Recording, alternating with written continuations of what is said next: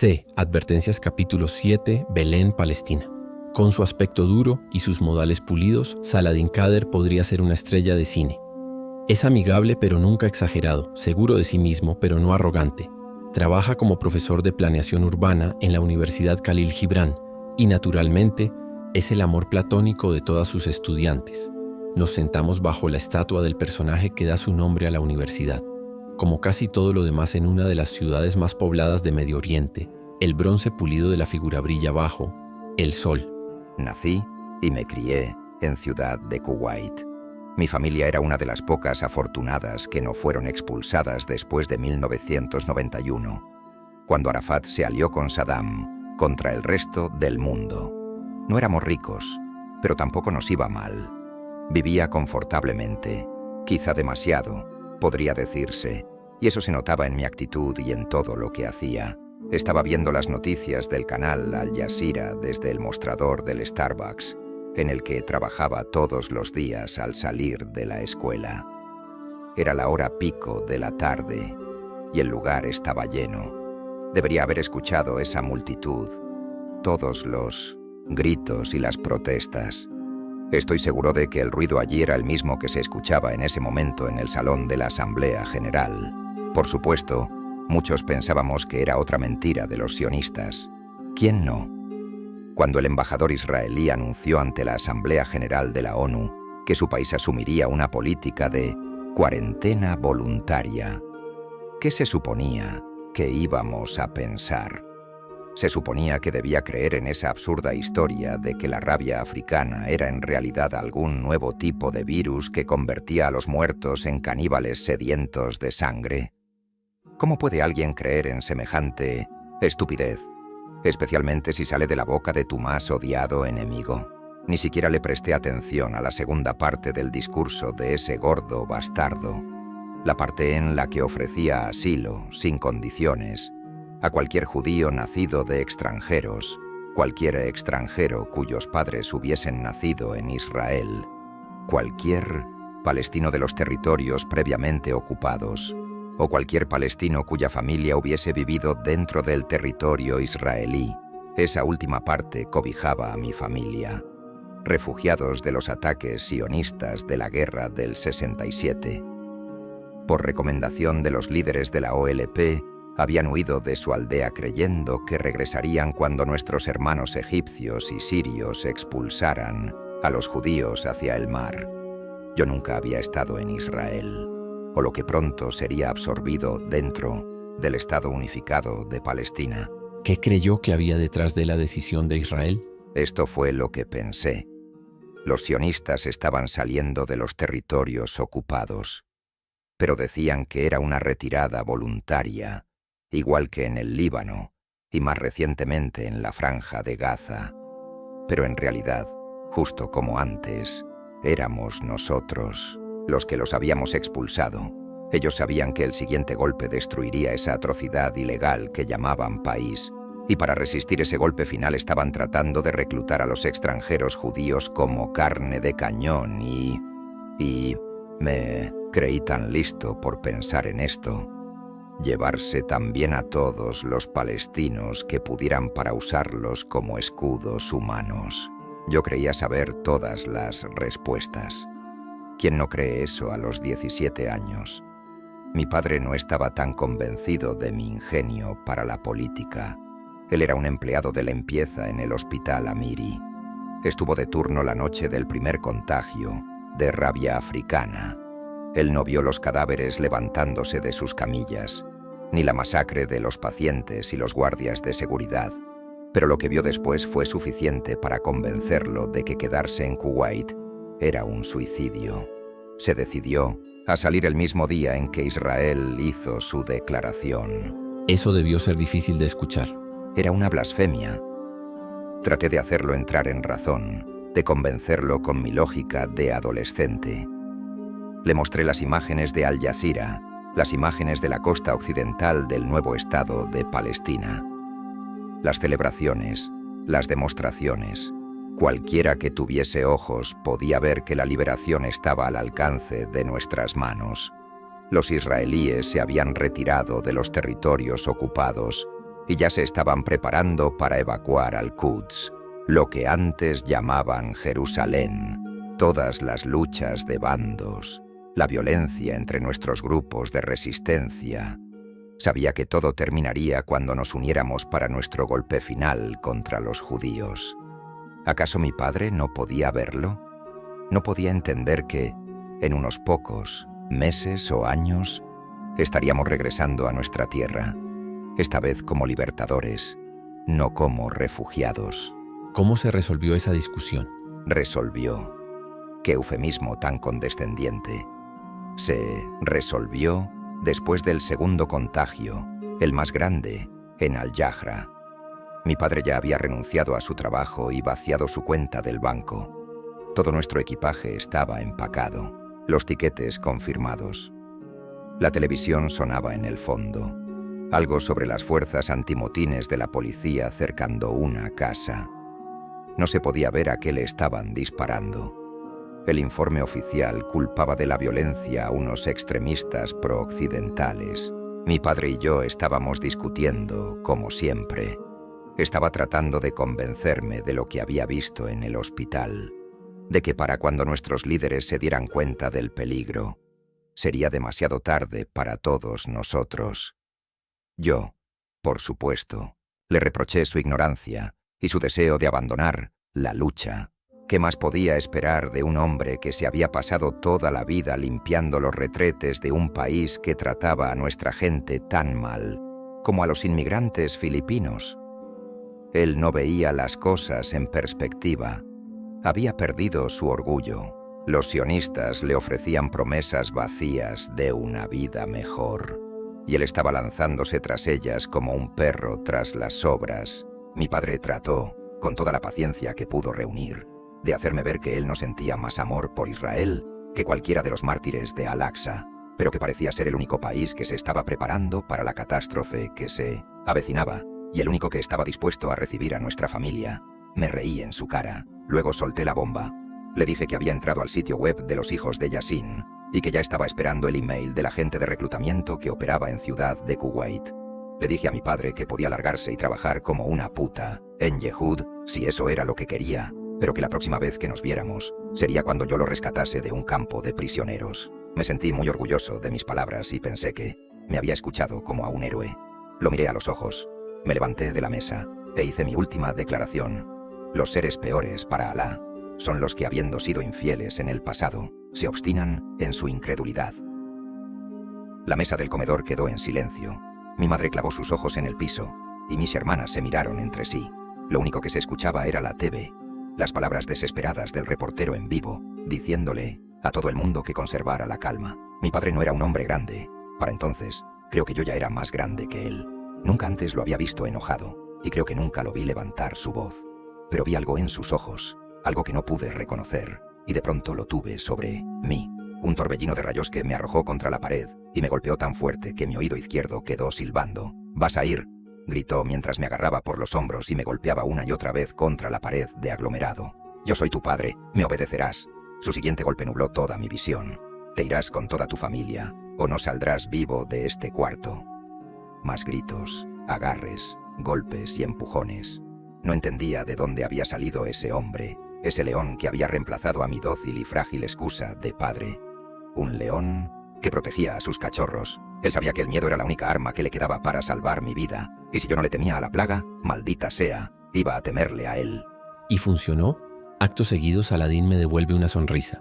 Valiente mártir que resulté, creo que estuve llorando todo el camino hasta El Cairo. ¿El Cairo? No había vuelos directos desde Israel hasta Kuwait, ni siquiera desde Egipto, desde que la Liga Árabe impuso sus restricciones de viaje. Teníamos que volar desde Kuwait hasta El Cairo y luego tomar un autobús a través del desierto de Sinaí hasta el cruce de Taba. Cuando nos acercábamos a la frontera, vi la pared por primera vez. Todavía no estaba terminada, eran solo unas barras de acero levantándose desde unos cimientos de concreto. Yo había oído sobre el infame cerco de seguridad. ¿Qué ciudadano del mundo árabe no lo había oído? pero siempre había pensado que solo rodeaba la costa occidental y la franja de Gaza. Allí afuera, en medio de aquel desierto, eso solo confirmaba mi teoría de que los israelíes estaban preparándose para un ataque a lo largo de toda su frontera. Muy bien, pensé. Los egipcios por fin volvieron a descubrir dónde están sus pelotas. En Taba, nos bajaron del autobús y nos ordenaron que camináramos, en fila, junto a unas jaulas que encerraban unos perros muy grandes y de aspecto feroz. Pasamos, uno por uno, un guardia fronterizo, un africano negro y flaco. Yo no sabía que había negros judíos. Nos hacía señas con la mano. «Esperen ahí», dijo en un árabe casi irreconocible. Luego, «Usted, venga». El hombre frente a mí en la fila era viejo. Tenía una larga barba blanca y se apoyaba en un bastón. Cuando pasó junto a los perros, estos enloquecieron, aullando y ladrando, tratando de morder y embestir las paredes de sus jaulas. Instantáneamente, dos tipos grandes en ropas de civil se pusieron al lado del viejo, diciéndole algo al oído y llevándoselo lejos. Pude ver que el viejo estaba herido. Su disdasha estaba rasgada a la altura de la cadera, con una mancha marrón de sangre. Con toda seguridad, esos hombres no eran médicos, y la camioneta negra y sin distintivos a la que lo llevaron no era ninguna ambulancia. Malditos, pensé mientras los familiares del anciano lo reclamaban llorando. Están descartando a los que son muy viejos o enfermos como para serles útiles. Luego fue nuestro turno de pasar por el camino de los perros. No me ladraron a mí, ni al resto de mi familia. Creo que uno de ellos sacudió la cola cuando mi hermana le extendió la mano. Sin embargo, el hombre que pasó después de nosotros, otra vez los ladridos y aullidos, y otra vez los tipos de civil, volteé para mirarlo y me sorprendí al ver un hombre blanco, americano quizá, o canadiense. No, tenía que ser americano, su inglés era muy ruidoso. «Vamos, estoy bien», gritó mientras forcejeaba. «Vamos, hombre, ¿qué pasa?» Iba bien vestido, de traje y corbata, y una maleta que le hacía juego, la cual fue arrojada a un lado cuando comenzó a luchar con los israelíes. «Vamos, hombre, no te metas conmigo. Soy uno de ustedes. Vamos». Se le rompieron los botones de la camisa, revelando un vendaje cubierto de sangre alrededor de su vientre. Seguía gritando y pateando cuando lo metieron detrás de la camioneta. No lo entendía, porque esas personas... Era claro que no se trataba de ser árabe, y ni siquiera era por estar herido. Vi a varios refugiados con heridas graves que pasaron tranquilamente sin ser molestados por los guardias. Los escoltaron hasta unas ambulancias de verdad, no las camionetas negras. Sabía que tenía algo que ver con los perros. ¿Estaba detectando infecciones de rabia? Esto era lo que tenía más sentido, y esa siguió siendo mi teoría durante el cautiverio en las afueras de Jeroham. ¿El campamento de reubicación? Reubicación y cuarentena. En esos días, yo lo veía solo como una prisión. Era exactamente lo que me había imaginado que nos pasaría. Las tiendas, el hacinamiento, los guardias, el alambre de púas y el ardiente y mortal sol del desierto de Negev. Nos sentíamos como prisioneros. Éramos prisioneros, y aunque nunca tuve el coraje de decirle a mi padre, «te lo dije», él podía leerlo claramente en mi expresión de amargura. Lo que nunca me imaginé fueron todos esos chequeos médicos, todos los días, y por todo un ejército de personal médico. Sangre, piel, pelo, saliva, incluso orina y heces. Era agotador, humillante. Lo único que lo hizo soportable, y probablemente lo que evitó un motín general entre los musulmanes detenidos, fue que casi todos los médicos y enfermeras que realizaban los exámenes eran también palestinos. Los exámenes de mi madre y mis hermanas los realizó una mujer, una americana de un lugar llamado Jersey City. El hombre que nos examinó era de Jabalia, en Gaza, y él mismo había estado allí detenido solo unos meses antes. Todo el tiempo nos decía: tomaron la decisión correcta al venir aquí.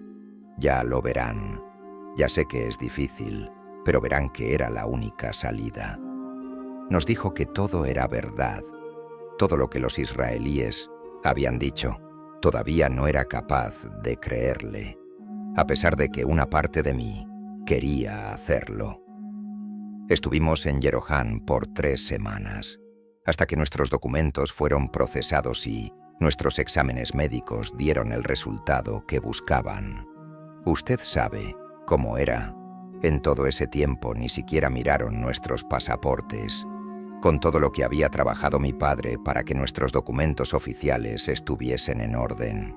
Creo que eso era lo que menos les importaba, a menos que el Ministerio de Defensa israelí o la policía lo estuviesen buscando a uno por actividades previas no kosher.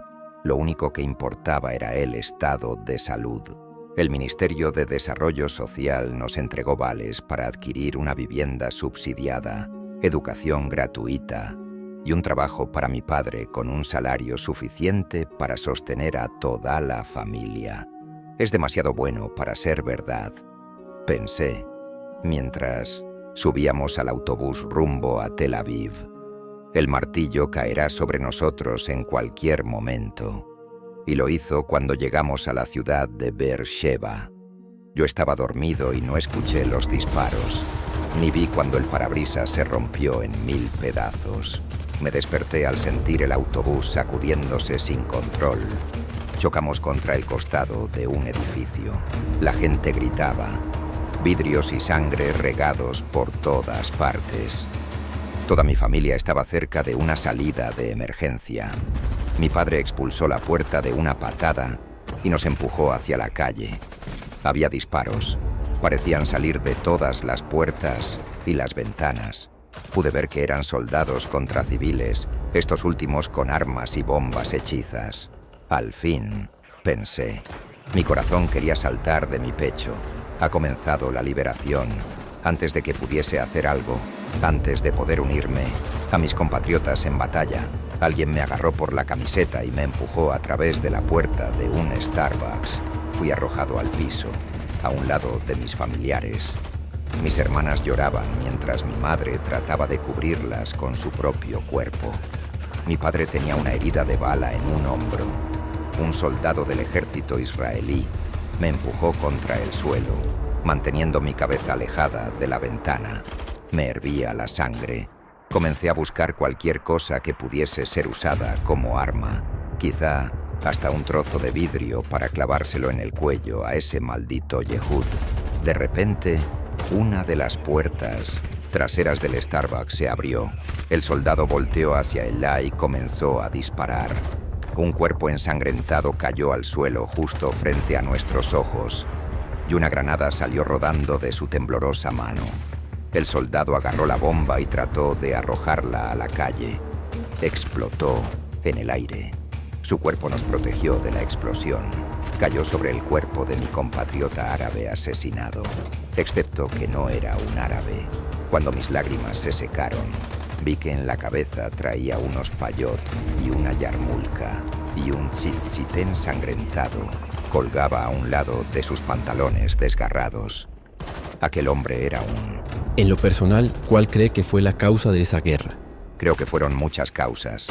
Sé que la repatriación de los palestinos no fue una decisión popular, ni la retirada de las orillas occidentales. Estoy seguro que el plan estratégico de reubicación de poblaciones debió enojar a una buena parte de su gente. Un montón de israelíes tuvieron que ver cómo demolían sus casas para darle espacio a esos complejos residenciales fortificados y autosuficientes. Lo de Al-Quds, esa fue la última gota. El gobierno de la coalición decidió que ese era su mayor punto débil, demasiado grande como para controlarla, y dejaba un hueco que llevaba justo al centro de Israel. No solo evacuaron esa ciudad, sino también desde Nablus hasta el corredor de Hebrón. Pensaban que construir una muralla más baja a lo largo de la demarcación de 1967 era la única manera de asegurar una total seguridad sin importar las represalias de sus propios grupos religiosos de derecha. Me enteré de todo eso mucho después. Usted sabe, y también que la única razón por la que el ejército israelí triunfó al final fue porque la mayoría de los rebeldes provenían del movimiento ultraortodoxo y por lo tanto nunca habían prestado servicio en las Fuerzas Armadas. ¿Usted sabía eso? Yo no. Me di cuenta de que no sabía prácticamente nada acerca de esa gente que había odiado toda mi vida. Todo lo que creía cierto se desvaneció ese día y fue reemplazado por el rostro de nuestro verdadero enemigo. Iba corriendo con toda mi familia hacia la parte trasera de un tanque israelí cuando una de esas camionetas negras dobló la esquina. Un mortero la golpeó directamente en el motor. La camioneta salió despedida por los aires, aterrizó al revés y explotó en una brillante bola de fuego naranja. Todavía me faltaban algunos pasos para alcanzar las puertas del tanque y tuve el tiempo exacto para ver cómo sucedía todo. Unas figuras se deslizaron fuera de la camioneta en llamas, lentas antorchas humanas, cuyas ropas y piel estaban cubiertas de gasolina ardiente. Los soldados a nuestro alrededor comenzaron a dispararle a las figuras. Podía ver los pequeños agujeros en sus pechos a medida que las balas los atravesaban sin producir daños. El líder de escuadrón a mi lado gritó: «Brosh, lloré, Brosh». Y los soldados ajustaron sus visores. Las cabezas de las criaturas estallaron. La gasolina terminó de consumirse cuando cayeron al suelo. Solo unos cadáveres, carbonizados y sin cabeza. De pronto entendí lo que mi padre había estado tratando de advertirme, lo que los israelíes habían estado tratando de advertirle al resto del mundo. Lo que no pude entender fue por qué el resto del mundo no quiso escucharlos.